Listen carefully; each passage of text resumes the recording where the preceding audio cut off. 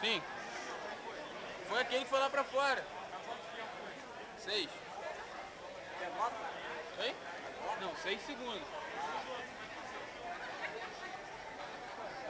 Agora vai na munheca. Vamos ver se o maluco tem pressão pra fazer essa porra subir. Pô, mas dá bastante pressão na boca também. Primeiro que ele tá sendo todo. Fiz a apresentação igual um jackass. Hi, I'm Pedro Paulo, this is the water park. Faz toda a preparação do seu lançamento aí. Eu vou narrar aqui, ó. Vai narrando aí. Vai narrando que tá Ali filmando. foi a base que o Marcelo fez.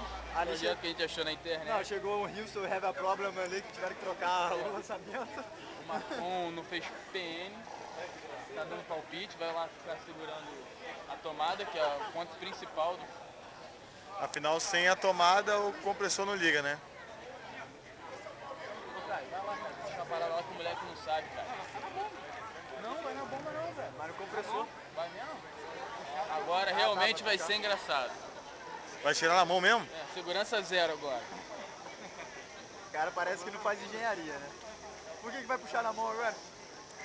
Não, porque a gente quer fazer um negócio sem segurança, entendeu? Pra dar emoção. Mas